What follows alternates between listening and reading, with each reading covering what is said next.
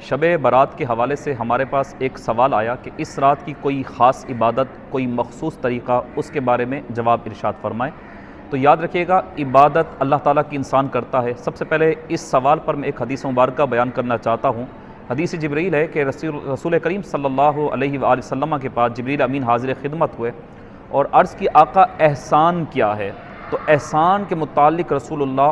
صلی اللہ علیہ وسلم نے ارشاد فرمایا، احسان یہ ہے کہ بندہ جب اللہ کی عبادت کرے تو اس کا گمان یہ ہو کہ وہ اللہ تعالیٰ کی ذات کو دیکھ رہا ہے، اور اگر یہ گمان نہیں بنا سکتا تو اتنا تو بنا سکتا ہے کہ اس کا رب اسے دیکھ رہا ہے۔ یعنی کہ عبادت کا جو طریقہ ہے کہ انسان اللہ کے حضور سجدہ ریز ہوتا ہے تو اس کی مرضی منشا کے مطابق وہ عبادت کے احکامات کو بجا لا رہا ہوتا ہے، ٹھیک ہے۔ اب یہاں پر یہ بات سامنے آئی کہ جب انسان اللہ کی عبادت کرے تو دنیا کے تمام معاملات کو ایک طرف رکھ کر اس کے دل میں، اس کے دماغ میں خدا وحدہ لا شریک کی ذات ہو، خدا کی عنایات ہوں، تاکہ جب سجدہ شکر ادا کرے تو اللہ تعالیٰ کی عنایات کا شکر بھی ادا ہوتا رہے اور عبادت کا حق بھی ادا ہوتا رہے۔ رہا سوال یہ کہ شب برات کی کوئی مخصوص عبادت، یاد رکھے گا روایات میں آتا ہے اور ہماری مساجد و مدارس میں اس کا اہتمام ہوتا ہے کہ بعد نماز مغرب 6 نوافل مخصوصہ پڑھائی جاتی ہیں۔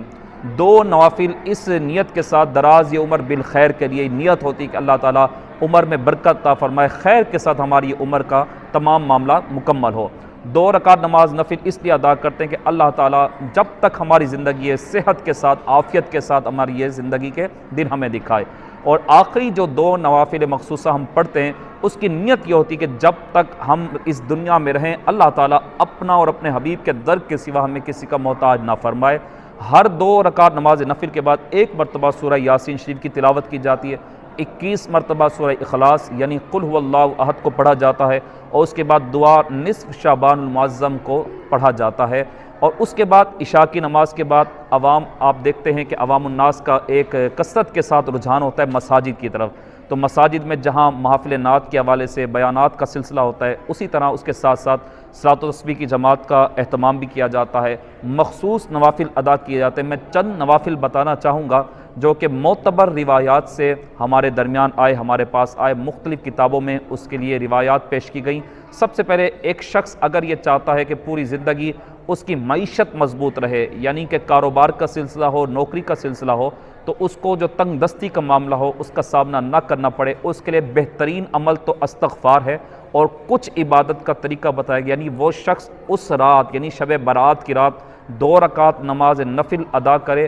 پہلی رکعت میں سورہ فاتحہ کے بعد 7 مرتبہ سورہ قدر یعنی انا انزلناہ فی لیلۃ القدر اس کی تلاوت کرے، پھر رکوع اور سجود دوسری رکعت میں بھی اسی طرح سورہ فاتحہ کے بعد 7 مرتبہ سورہ قدر یعنی انا انزلناہ فی لیلۃ القدر کی تلاوت کرے، پھر رکوع سجود، اس کے بعد سلام۔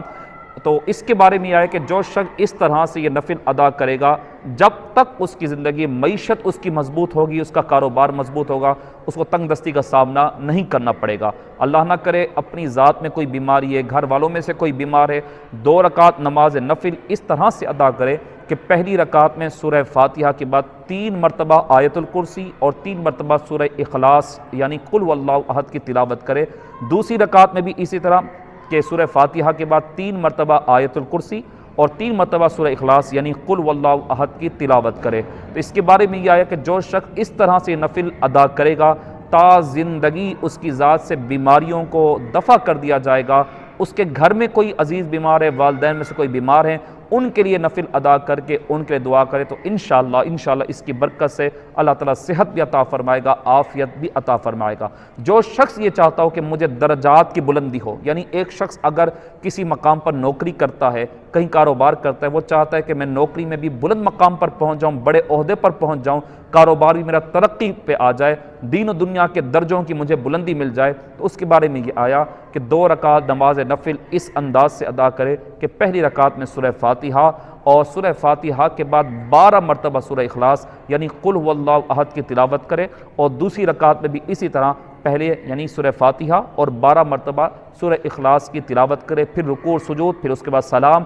تو اس کے بارے میں آیا کہ جو شخص اس طرح سے اس نفل کو ادا کرے گا، دین اور دنیا کے درجوں کی جس بلندی کا وہ سوال کرے گا، اس کی برکتوں سے اللہ تعالیٰ اس کو دین میں اور دنیا میں انشاءاللہ درجوں کی بلندی بھی عطا فرمائے گا، اس کی عظمتوں میں بھی اضافہ فرمائے گا۔ تو یہ وہ نوافل ہیں، یہ وہ مخصوص طریقے ہیں جو معتبر روایات سے کتب میں آئے، ہمارے پاس آئے۔ عوام الناس کی اکثریت کا مساجد میں جانا ہوتا ہے، علماء کرام اس پر رہنمائی فرماتے رہتے ہیں۔ ہم اللہ کی بارگاہ میں دعا گو ہوں گے کہ اس رات کی تمام فضیلتیں، برکتیں، رفعتیں اللہ تعالیٰ ہمیں عطا فرمائے، اور ان تمام نوافل جو بیان کی گئی ہمیں اس پہ عمل کر کے اس کو ادا کرنے کی توفیق عطا فرمائے۔ وما علیہ الا البلاغ۔